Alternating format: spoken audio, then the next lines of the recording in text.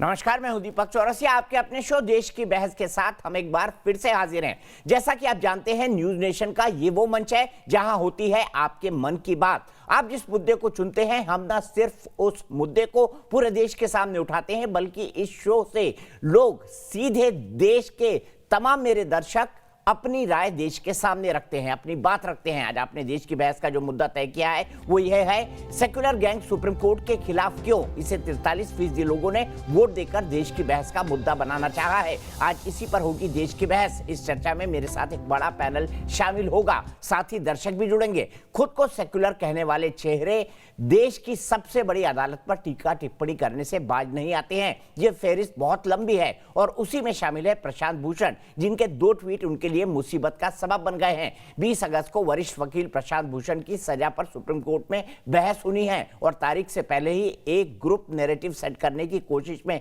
जुट गया है। सुप्रीम कोर्ट के बाहर फैसले के खिलाफ हस्ताक्षर अभियान भी चलाया जा रहा है। ऐसे में सवाल यही है कि क्या माननीय अदालत के कामकाज पर दबाव बनाने की क्या ये कोशिश नहीं है, और क्या प्रशांत कैंप खुद को न्यायपालिका से ऊपर मानता है?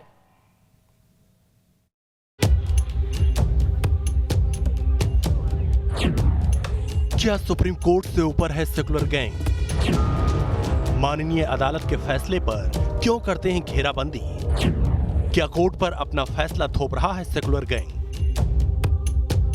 देश की सर्वोच्च अदालत के फैसले के खिलाफ सेक्युलर गैंग के बिगड़ते बोल उन्हीं पर भारी पड़ते हैं, लेकिन फिर भी अदालत के बाहर मोर्चाबंदी करना आदत बन गई है। अदालत की अवमानना केस में दोषी करार दिए गए वरिष्ठ वकील प्रशांत भूषण को सुप्रीम कोर्ट से सजा क्या मिलती है, इस पर 20 अगस्त को बहस होनी है। मगर सजा के ऐलान से पहले ही खुली चिट्ठी के जरिए अदालत के खिलाफ मुहिम चलाई जा रही है। जी हां, सुप्रीम कोर्ट के फैसले के खिलाफ प्रशांत भूषण के पक्ष में हस्ताक्षर अभियान चलाया जा रहा है।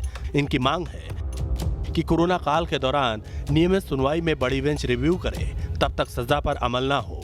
न्याय को खत्म होने से रोकने के लिए सुधार करने वाले कदम उठाए जाएं। इस अभियान से अपने प्रभाव का इस्तेमाल कर विक्टिम कार्ड भी खेला जा रहा है। जबकि प्रशांत भूषण का ये ट्वीट देखिए, जिसमें उन्होंने लॉ एशिया का लेटर पोस्ट किया है और लिखा है कि एक मानवाधिकार अधिवक्ता को दोषी करार दिए जाने पर लॉ एशिया ने चिंता जताई है। दरअसल प्रशांत भूषण ने पहले 27 जून को एक ट्वीट किया था। इसमें उन्होंने 4 पूर्व सीजेआई पर आपत्तिजनक टिप्पणी की थी। इसके 2 दिन बाद 29 जून को एक और ट्वीट किया।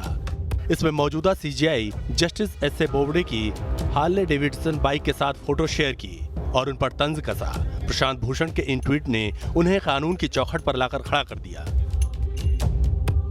सुप्रीम कोर्ट ने स्वतः संज्ञान लेते हुए 14 अगस्त को आपराधिक अवमानना का दोषी करार दिया। इस केस में 6 महीने की सजा या 2000 रुपए जुर्माना या फिर दोनों सजा का प्रावधान है। खास बात यह है कि न्यायपालिका पर टीका टिप्पणी करने वाले प्रशांत भूषण अकेले नहीं हैं। सेक्युलर गैंग का हिस्सा बनने वाली एक्ट्रेस स्वरा भास्कर भी कम नहीं है। अयोध्या पर सुप्रीम कोर्ट के फैसले पर 1 फरवरी 2020 को स्वरा ने जो अपमानजनक टिप्पणी की थी, उनके खिलाफ अवमानना कार्रवाई की तैयारी शुरू हो गई है। इसके लिए अटॉर्नी जनरल के वेणुगोपाल की सहमति मांगी गई है। हमने ये कंटेम्प्ट पिटीशन दायर की है on behalf of petitioner Usha Shetty, and right now we are waiting for the consent of the Honorable Attorney General of India. देश की बहस में आज इसी मुद्दे पर चर्चा करने जा रहे हैं कि देश के सबसे बड़ी अदालत के खिलाफ सेक्युलर गैंग लामबंद क्यों हो जाता है। क्या वो माननीय सर्वोच्च न्यायालय से भी ऊपर है?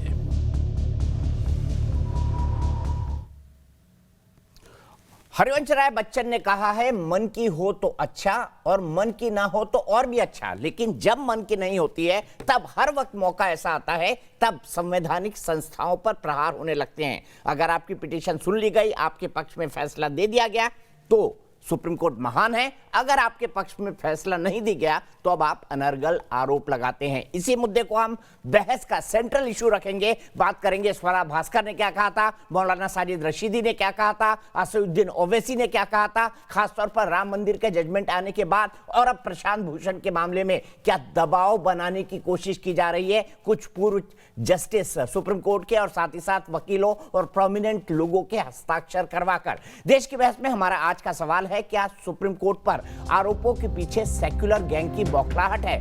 आप इस शो के जरिए इस मुद्दे पर अपनी राय न्यूज नेशन की वेबसाइट पर दे सकते हैं। हमारे ट्विटर हैंडल पर जा सकते हैं। आप देखिए @NewsNationTV। हमारा मोबाइल ऐप डाउनलोड करना बहुत आसान है और साथ ही साथ हमारा फेसबुक पेज भी आपको दिखाई देगा। हम आपको ये भी बता दें कि अगर कोई राय है आपकी, या आपका कोई सुझाव है, या आपका कोई सवाल है, या आपका कोई विचार है, तो आप अपना फोन उठाइए, व्हाट्सएप पर हमें भेजिए 9711002266। इस नंबर पर आप ये भी कह सकते हैं कि हम पैनल में डिस्कशन के लिए शामिल होना चाहते हैं। तो शुरुआत में मेरे साथ कई सारे खास मेहमान जुड़ गए हैं। भारतीय जनता पार्टी की तरफ से सबसे कम उम्र के कैबिनेट मंत्री रहे सैयद शाहनवाज हुसैन साहब मेरे साथ हैं। मेरे साथ KTS तुलसी साहब हैं, देश के जाने माने संविधान विशेषज्ञ हैं। साथ ही साथ मेंबर ऑफ पार्लियामेंट है राज्यसभा के विवेक श्रीवास्तव जी हैं, लेफ्ट के नेता। और इसके अलावा मेरे साथ अनुज सक्सेना जी हैं, जो कि एक एडवोकेट है सुप्रीम कोर्ट पर, और स्वरा भास्कर के बारे में जो अर्जी डाली गई है वो उसके लिए प्रतिनिधित्व कर रहे हैं। तुलसी जी, क्या आप मानते हैं कि इस तरीके से सुप्रीम कोर्ट ने प्रशांत भूषण जी के बारे में अपना फैसला सुना दिया है और कहा है कि सजा पर जो डिस्कशन है वो 20 तारीख को होगा, ऐसे में हस्ताक्षर अभियान चलाना, सुप्रीम कोर्ट के जजेस के बारे में बिलो द बेल्ट टिप्पणी करना, एक वरिष्ठ वकील के तौर पर क्या प्रशांत भूषण जी को ऐसा करना चाहिए? क्योंकि आप लोगों की तो जिंदगी ही कोर्ट्स में गुजर गई है, high court, supreme court, bar council, यही आपका जीवन का एक बहुत बड़ा वक्त आपने यहां पर गुजारा है। क्या आप ऐसी टिप्पणी को उचित मानते हैं?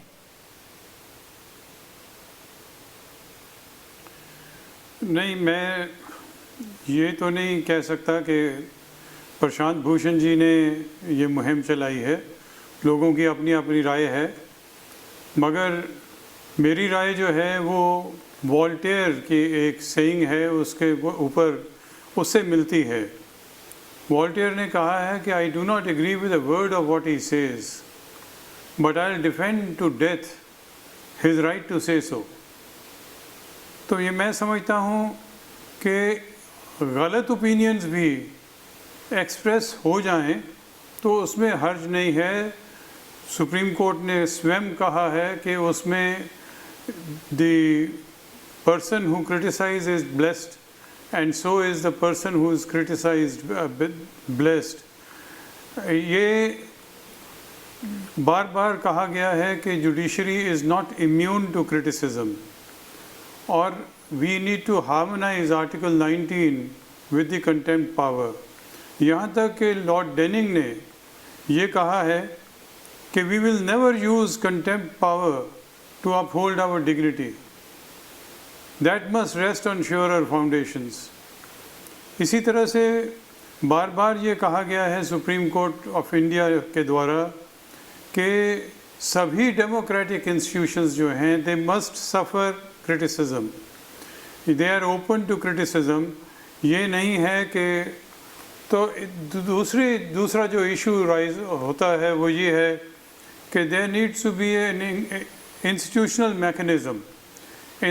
मैकेनिज़्म नहीं है कि जहाँ पे शिकायत पेश की जाए और उसका किसी प्रोसीजर के मुताबिक टाइम बाउंड मैनर में उसका समाधान हो।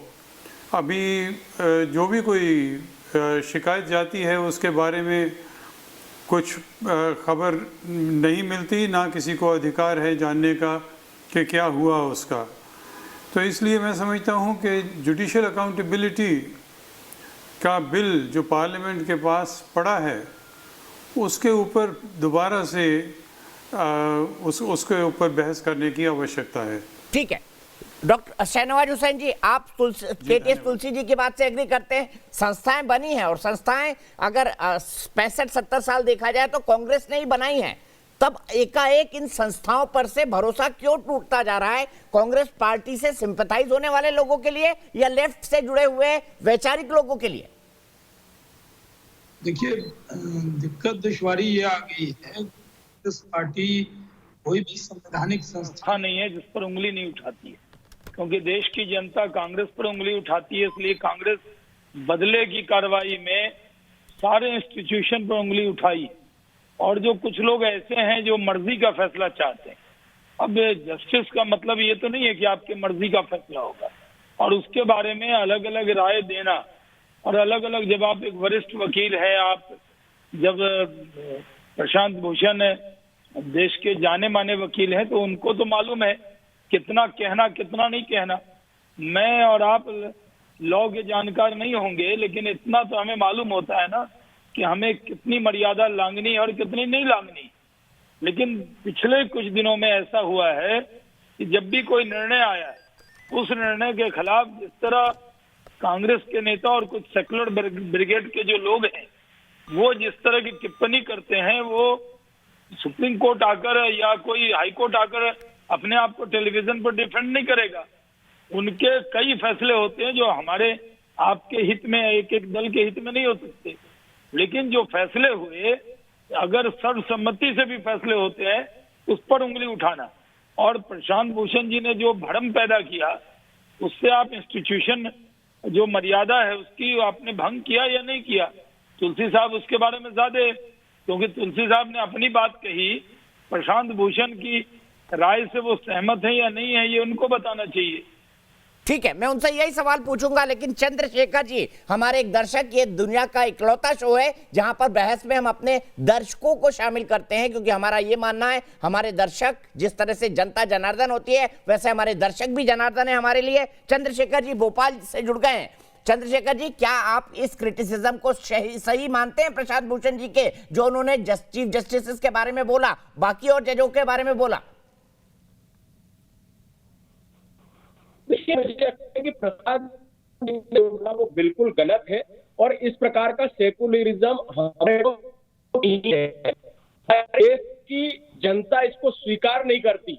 ये वही लोग हैं जो राम के अस्तित्व को नकारने वाले लोग, और जब राम मंदिर का फैसला आ जाए तो उसके ऊपर बधाइयां देने वाले लोग, ऐसे लोगों को हिंदुस्तान की जनता जो है वो पूर्ण तरह से जान चुकी है कि आप बगल में राम और मुंह में छुरी वाला, आपका जब अवसर आता है तो आप हमारे लोगों में ही जो है वो छुरी घोंपकर और हमारे खिलाफ खड़े हो जाते हैं। इसलिए हम ये समझ चुके हैं कि आपका जो सेकुलरिज्म है वो बिल्कुल गलत है। इसलिए आप अब भटकाने का प्रयास मत करें, और जो सुप्रीम कोर्ट ने जो दंडात्मक कार्रवाई का निर्णय लिया है, उसका सुप्रीम कोर्ट के निर्णय का हम सभी समाज के लोग स्वागत करते हैं, अभिनंदन करते हैं। सीधे चलता हूं केटीएस तुलसी जी के पास। तुलसी जी, मेरा सीधा सवाल है, मन का अगर सुप्रीम कोर्ट, अगर यही सुप्रीम कोर्ट प्रशांत भूषण जी की पीआईएल को मानते हुए, उनकी संस्था ने पीआईएल लगाई थी, अगर उसको मानते हुए ये कह देता कि भाई पीएम केयर फंड एनडीआरएफ में मर्ज कर दो, तो वो खुश हो जाते। अगर मन का फैसला नहीं होगा, और मैं आज की बात नहीं बता रहा हूं, प्रशांत भूषण जी हैबिचुअल ऑफेंडर है, बीजेपी, ये क्या हो रहा है? एक मिनट विकास भाई, अभी आ रहा हूं आपके पास। मुझे ये बताइए, मन का ना हो तो सुप्रीम कोर्ट के जवाब के बारे में कोई भी टिप्पणी कर दी जाए, क्या आप इसको उचित मानते हैं? ये पहला मौका नहीं है जब प्रशांत भूषण ने ऐसा किया है, और अगर उनके पास सबूत है, क्योंकि कानून सबूत मांगता है, तो देश के सामने प्रस्तुत करें ना, किस जज ने किस तरह का करप्शन किया है, नैतिक करप्शन किया है, वित्तीय करप्शन किया है, मोरल करप्शन किया है, या फिर पोस्ट के बदले में अपने आप का, अपने जजमेंट्स का सौदा किया है। साफ करें, सुप्रीम कोर्ट के पटल पर रखें, जांच के लिए जाएं, कुछ भी कर सकते हैं वो तो, लॉ के इतने बड़े ज्ञाता हैं, तो ट्वीट का सहारा क्यों फिर?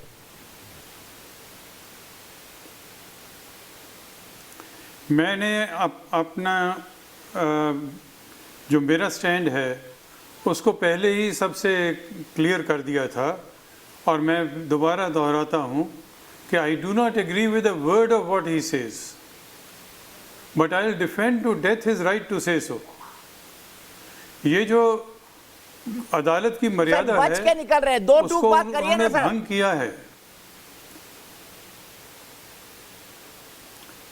मैं समझता हूं, मैं अपने गलत हो सकता हूं, आप जज हैं सर, मैं जज नहीं हूं, मैं एंकर हूं, मैं सिर्फ सवाल पूछ सकता हूं। क्रिटिसिज्म करना जुर्म नहीं है, क्रिटिसिज्म करना जुर्म नहीं है। ये बार बार सुप्रीम कोर्ट ने, supreme court of India, supreme court of United states, England के केसेस हैं, लॉर्ड डनिंग की जज मैंने आपको कोट किया था कि उन्होंने कहा है कि we will never use this jurisdiction to uphold our dignity, that must rest on surer foundations.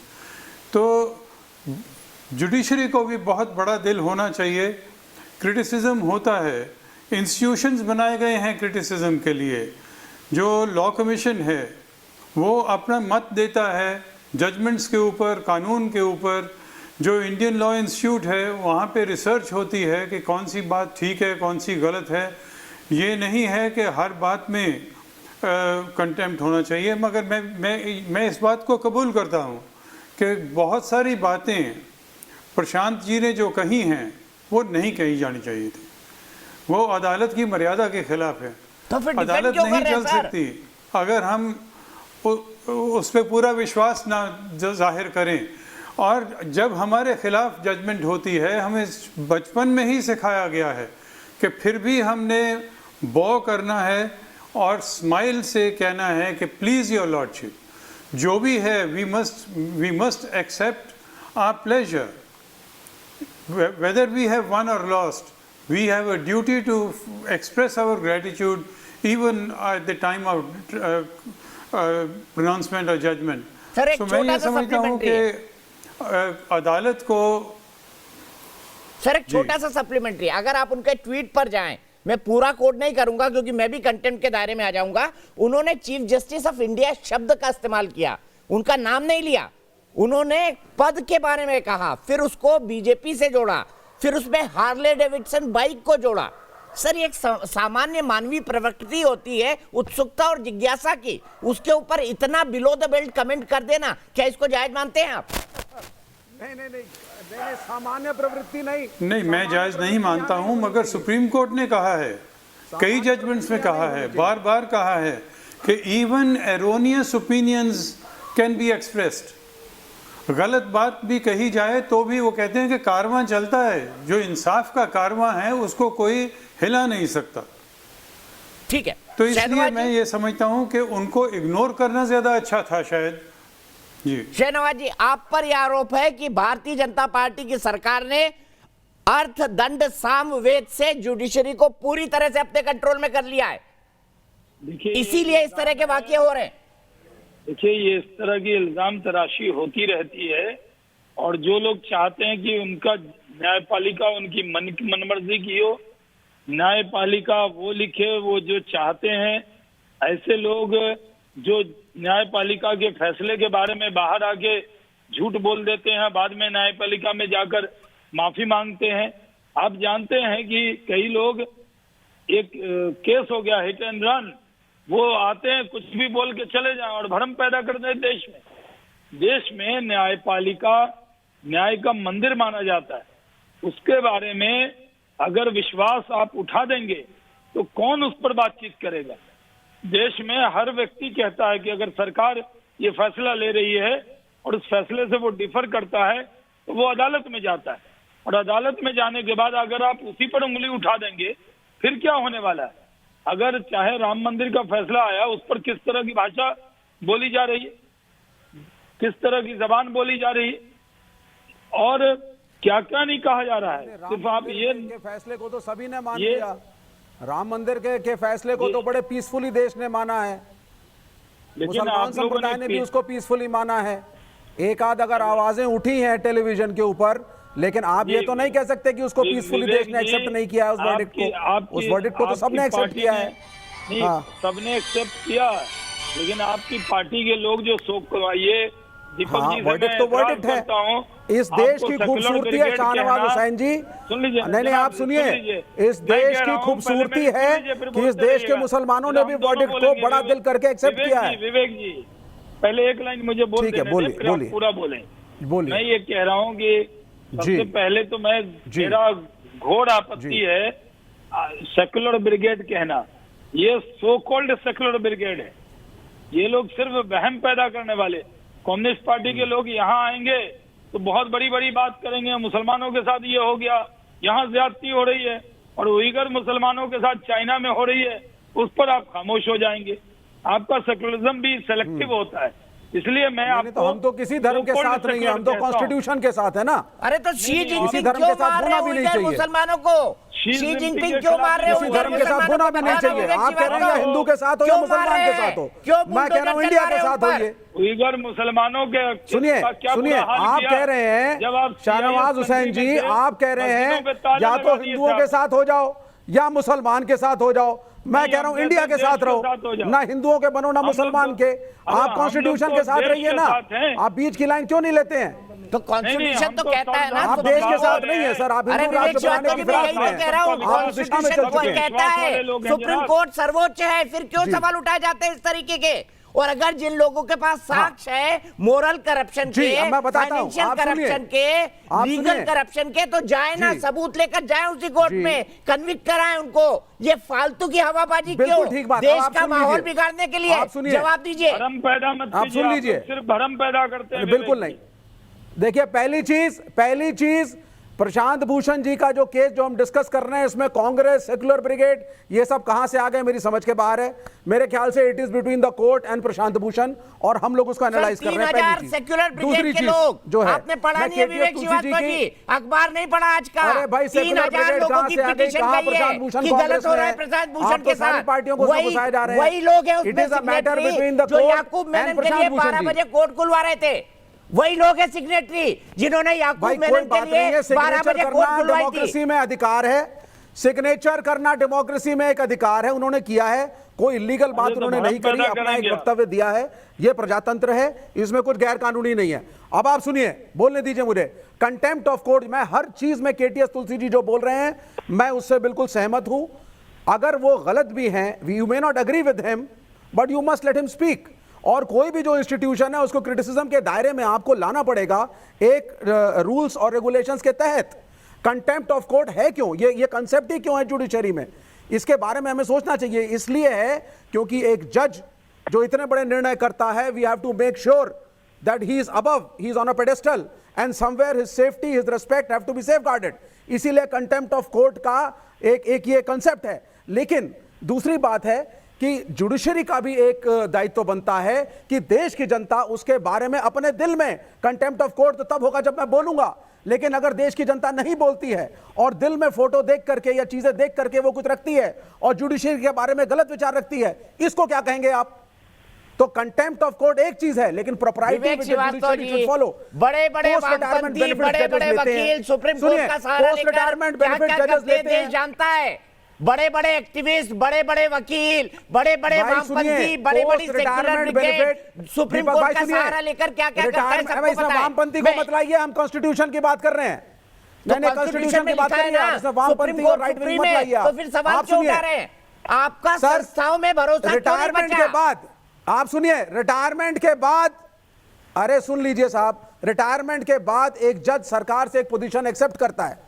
Ban करवा दीजिए ना, बैन करवा दीजिए कानून बनवा के, बैन करवा दीजिए कानून बनवा के, मांग उठाइए कानून बने, मांग उठाइए ना कानून बने, इसके लिए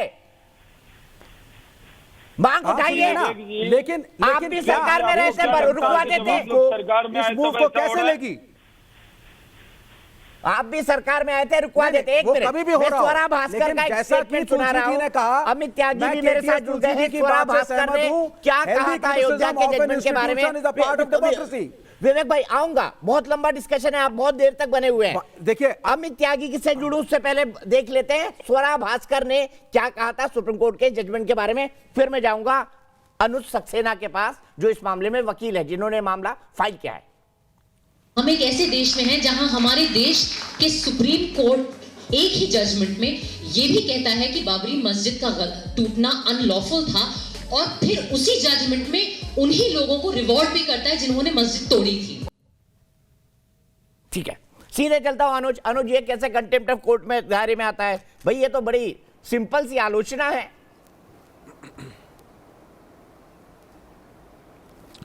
देखिए चौरसिया जी, आपने शुरू में ही एक हरिवंश राय जी की एक स्टेटमेंट बोली कि मन का हो तो अच्छा, ना हो तो और भी अच्छा।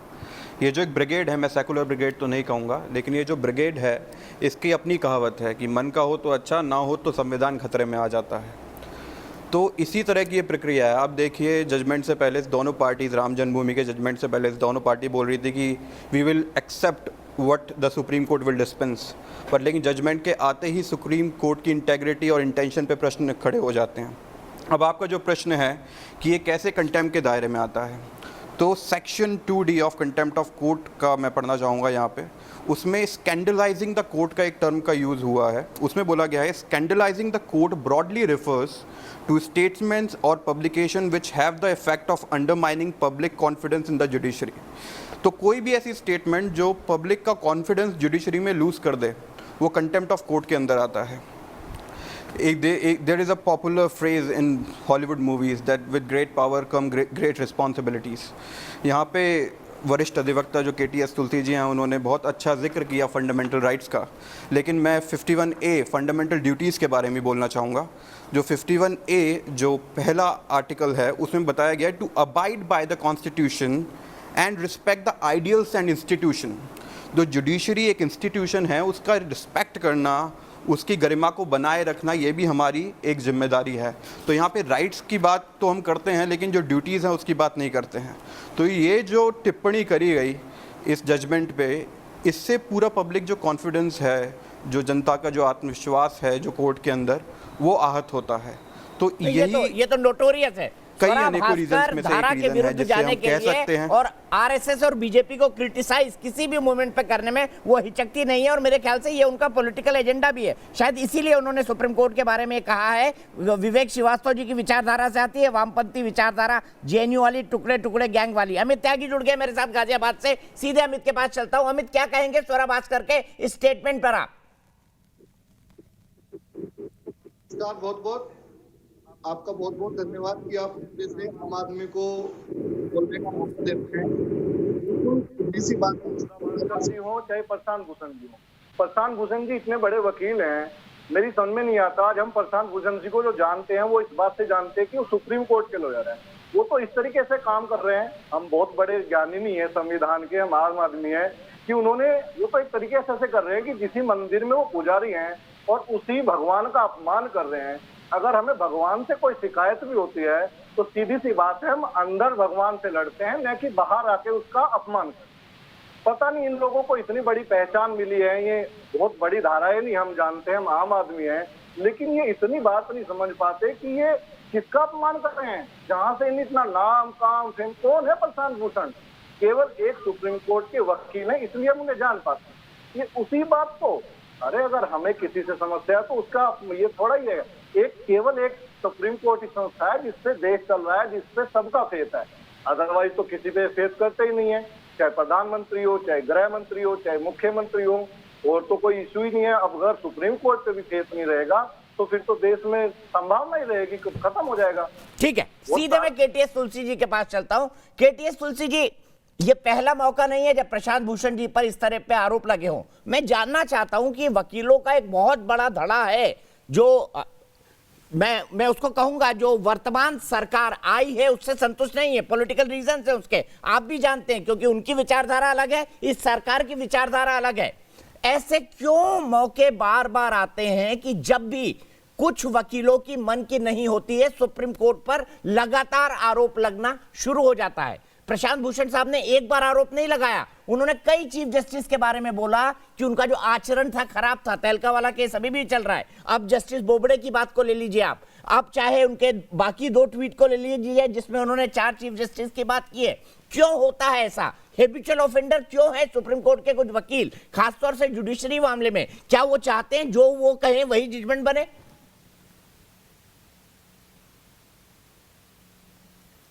मेरे से पहले आपने और जो बाकी पैनलिस्ट हैं उन्होंने कहा, उनके साथ बिल्कुल उनकी राय से सहमत हूँ। मैं समझता हूँ कि ऐसा मौका नहीं आना चाहिए। अदालत का विश्वास तब तक है जब तक हम प्रॉपर डिसिप्लिन, प्रॉपर कर्टिसीज मेंटेन करेंगे।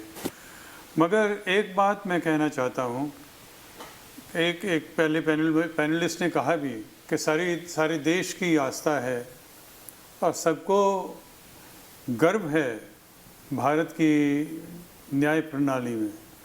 सभी भारतीयों को गर्व है, सारी दुनिया में इनका नाम है, और इस वजह से वो कहते हैं कि सुप्रीम कोर्ट के स्तंभ जो हैं, जो पिलर्स हैं, वो इतने कमज़ोर नहीं हैं कि 1 या 2 या 10 बार ऐसा क्रिटिसिज्म हो तो सब हिल जाएगा, ऐसे नहीं होता है। देश का विश्वास जुडिशरी में बहुत अतीत है और उस विश्वास की वजह से सुप्रीम कोर्ट बहुत बार इन बातों को इग्नोर कर देता है और मैं समझता हूँ कि इग्नोर करना महानता है जुडिशरी की। और इस केस में भी अगर इग्नोर करते तो अच्छा है, क्योंकि जुडिशरी के स्तंभ मेरे विचार में कोई भी हिला नहीं सकता। वो कायम है, वो बहुत ताकतवर है, बहुत स्ट्रांग है, सारे देश की आस्था है।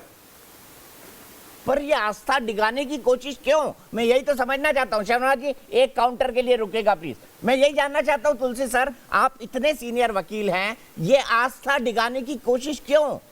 और बिलो द बेल्ट कमेंट करना सीजेआई पे कि ये तो एक बाइक पे चले गए और ये बीजेपी नेता की बाइक थी, ये सब किस लिए? चलिए जजमेंट के मेरिट पर आप आलोचना कर लीजिए, पर आप तो ये कहने लगते हैं आलोचना करते करते कि नहीं भाई ये तो भ्रष्ट है, अगर फाइनेंशियल करप्शन नहीं है तो मोरल करप्शन है। और अगर सब वकीलों को ऐसा लगता है कि जजेस को रिटायरमेंट के बाद पोस्टिंग सरकारों से नहीं लेनी चाहिए, तो इस मसले पर भी कोर्ट में फैसला हो जाना चाहिए। फिर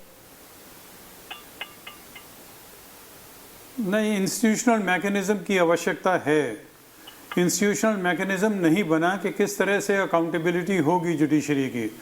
जितने भी डेमोक्रेटिक इंस्टीट्यूशंस हैं उनकी अकाउंटेबिलिटी होती है, ये नहीं है। और देखिए प्रधानमंत्री का रोज़ क्रिटिसिज्म होता है, हाउस में होता है, उनके मुंह पे होता है, बाहर होता है, मगर उससे मजबूती आती है सारे सिस्टम में। क्रिटिसिज्म एक सनलाइट की तरह है, जैसे सूर्य की किरणें जहाँ पड़ती हैं वहाँ पे जो इन्फेक्शन है वो दूर हो जाती है। The best disinfectant is the sunlight. तो इस तरह से ट्रांसपेरेंट तरीके से जो कंप्लेंट्स हैं वो डील होनी चाहिए ताकि ऐसे इल्ज़ाम ना लग सके। नहीं सर, मैं एक लाइन और जानना चाहता हूँ। क्या मुझे ऐसा प्रतीत होता है, मैंने भी सुप्रीम कोर्ट काफ़ी कवर किया, बहुत माइन्यूटली मैं कई सारे बड़े डिसीजंस का साक्षी रहा हूँ। मैंने एक ग्रुप देखा है जो सुप्रीम कोर्ट का जानबूझकर ये थ्योरी फैलाता रहता है कि देखिए इस केस में करप्शन हो गया, इसमें भी हो गया, इसमें भी हो गया। उसी जगह काम करना है, उन्हीं को करप्ट बोलना है। और अगर वाकई करप्ट है तो आपकी मोरल रिस्पॉन्सिबिलिटी नहीं बनती कि सामने खड़े होकर उनको एक्सपोज करें जो जजेस ये काम कर रहे हैं? वो नहीं हो सकता, ना होना चाहिए। एक सिस्टम होना चाहिए जिसके मुताबिक कंप्लेंट्स अगर हैं तो वो सच का सच, झूठ का झूठ अलग हो जाएगा। उसके ऊपर कार्रवाई, कोई जो भी इंस्टीट्यूशन बनाना है, एक कार्रवाई होने का तरीका होना चाहिए ताकि ऐसे इंसिडेंट्स ना हो। ठीक है, मेरे को अपने आप में बहुत अफसोस आता है कि ऐसे इंसिडेंट्स होते हैं। ऐसे इंसिडेंट्स होते हैं और कुछ लोग प्रशांत भूषण जैसे हैबिचुअल ऑफेंडर होते हैं। क्यों, किस नाम पर शहनवाज हुसैन जी? सिर्फ विचारधारा के नाम पर? देखिए तुलसी जी बहुत सीनियर व्यक्ति हैं और वो कह रहे हैं जुडिशरी को थोड़ा बड़ा दिल दिखाना चाहिए। इतने सीनियर एडवोकेट को, प्रशांत भूषण जी को, बोलते वक्त इस बात का ध्यान तो रखना चाहिए जिससे अपेक्षा तुलसी जी आपको है या प्रशांत जी को है कि वो कह क्या रहे हैं। पूरी क्रेडिबिलिटी को खत्म कर देना क्या उनकी जिम्मेदारी नहीं है कि सीनियर एडवोकेट जब बनते हैं कोई तो उनकी तो जिम्मेदारी और बढ़ जाती है, उनको तो अलग तरह से ट्रीट किया जाता है।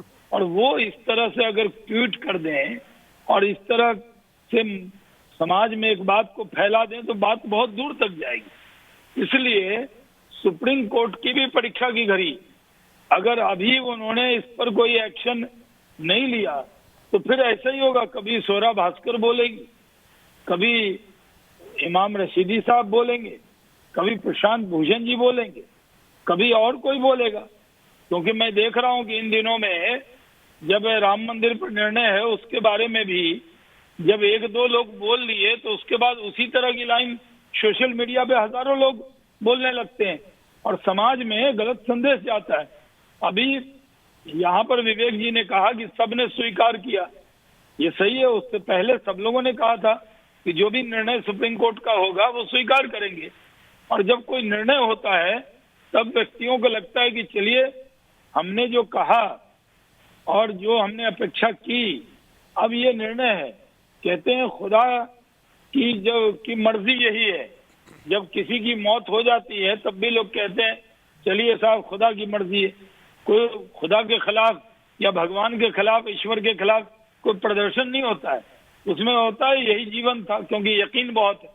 और दुनिया में न्यायपालिका पर बहुत ज्यादा भरोसा है।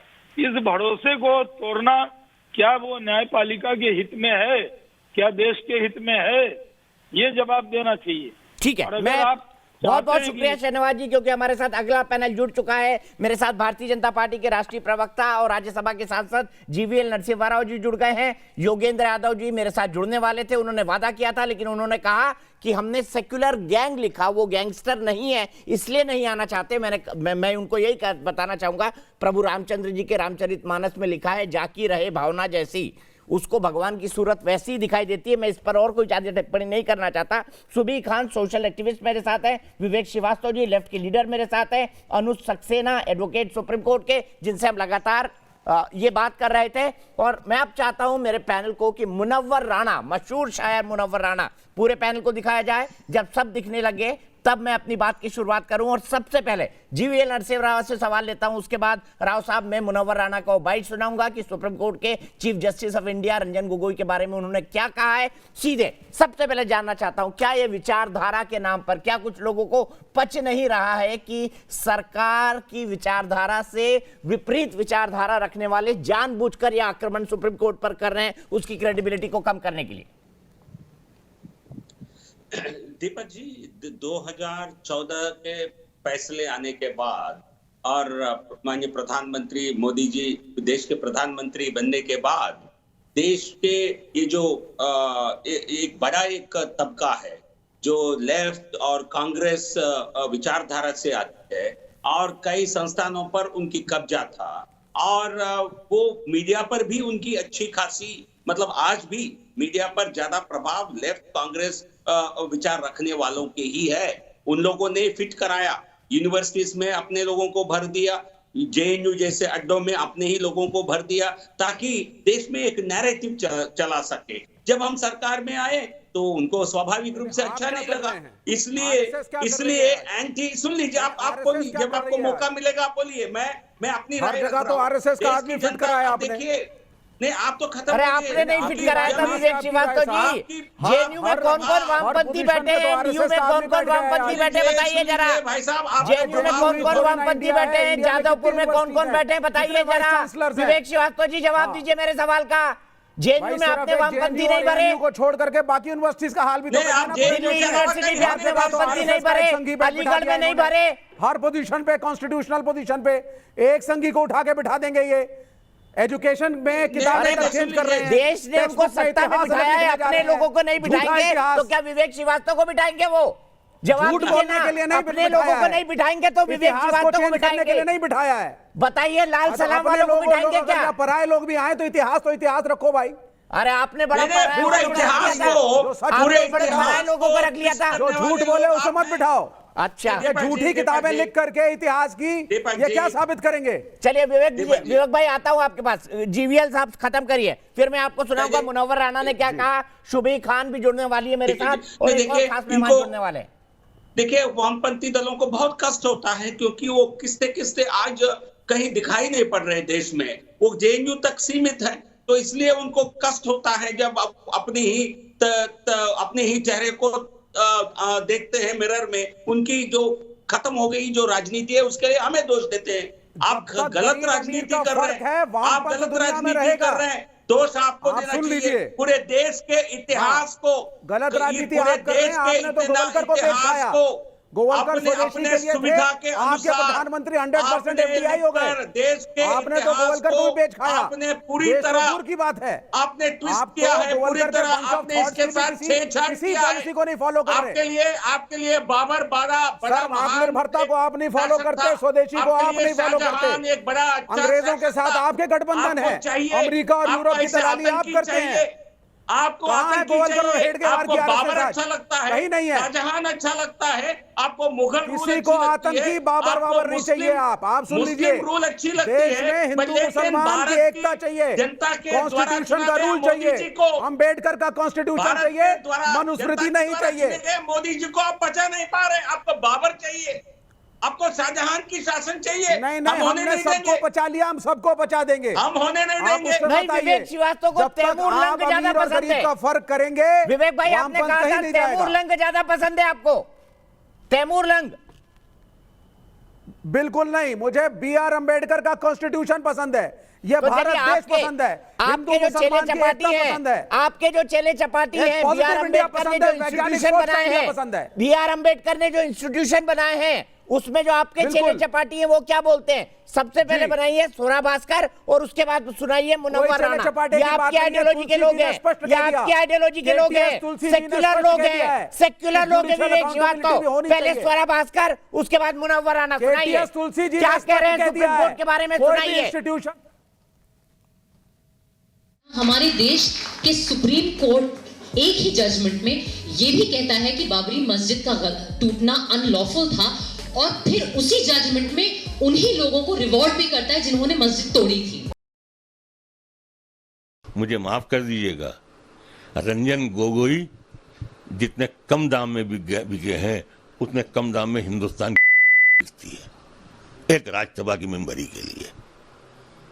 और माफ कीजिएगा, अगर उन्होंने ये फैसला किया था अच्छा या बुरा, तो उनको राज्यसभा की मेंबरी नहीं देना चाहिए थी। इससे मालूम होता है कि इंसाफ नहीं था, ये फ्रॉड था। एक मौलवी से तावीज लिखवाते हैं, वो पैसा नहीं लेता है आपसे, चाय नहीं पीता कि नहीं साहब ये इसके दाम हो जाएंगे। आपने राज्यसभा के खरीद लीजिए। अगर क्या आपको नहीं लगता कि ये जो आरोप आपने लगाए हैं वो सुप्रीम कोर्ट की अवमानना का मामला बनता है? रंजन गोगोई ने जिस अन्नी से फैसला देने के दूसरे ही दिन हाथ मुंह धोकर जाकर राज्यसभा की शपथ ले ली, ये शर्मनाक बात है। मेरे लिए अवमानना की बात नहीं है, मेरे लिए आप मुझे सजा कर दीजिए, मैं इस बिस्तर से अच्छा है कि मैं जेल खाने में रहूंगा, लेकिन जो हुआ वो अफसोसनाक है। विवेक श्रीवास्तव जी जवाब दे दीजिए। देखिए सेक्युलर गैंग कितनी बड़ी बड़ी बातें कर रही है। बाबा साहब बोल के गए थे संविधान में भरोसा रखो, संस्थाओं पर भरोसा रखो, पर ये तो डाम डाम डाम तोड़ रहे हैं। पहले बोलते हैं भारत तेरे टुकड़े होंगे इंशाल्लाह इंशाल्लाह, वो अम्बेडकर साहब का फोटो लगाते हैं। आप सुनिए, इसमें टुकड़े पुकड़े कहीं नहीं है। अरे टुकड़े टुकड़े गैंग है ना, ये स्वरा भास्कर उनकी चीयर लीडर है, ये स्वरा भास्कर उनकी चीयर लीडर है। नहीं, उन्होंने भी नहीं कहा, कोई भारत के टुकड़े नहीं चाहता है। उमर खालिद सुनवा दो आपको, उमर खालिद सुनवा दो आपको, हिंदू मुसलमान एक उमर खालिद सुनवा दो आपको चाहते हैं। कन्हैया का सबसे खास दोस्त उमर खालिद, भारत तेरे टुकड़े होंगे इंशाल्लाह इंशाल्लाह, अफजल हम शर्मिंदा है, तेरे कातिल जिंदा है। की बात मत करिए आप। अरे भाई, ये इक्के दुक्के लोगों को सुना सुना कर कब तक गलत नैरेटिव आप बनाएंगे?